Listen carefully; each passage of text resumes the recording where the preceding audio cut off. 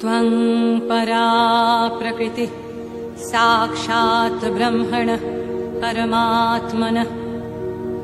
त्वत्तो जातं जगत्सर्वं त्वं जगज्जननी शिवे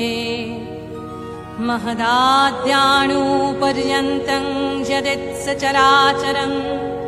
त्वयैव उत्पादितं भद्रे त्वदधीनमिदं जगत्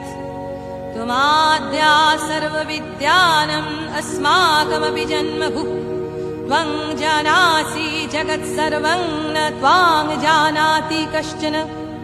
त्वं काली तारिणी दुर्गा षोडशी भुवनेश्वरी धूमावती त्वं बगला भैरवी छिन्नमस्तका त्वमन्नपूर्णा वाग्देवी त्वं देवी कमलालया सर्वशक्ति स्वरूपा त्वं सर्वदेवमयी तनु त्वमेव सूक्ष्मा स्थूला त्वं व्याक्तव्याक्तस्वरूपिणी निराकरापि सकारा कस्त्वं वेदितुमर्हति उपासकानां कार्यार्थं श्रेयसे जगतामपि दानवानां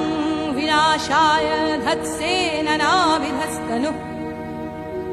चतुर्भुजा त्वं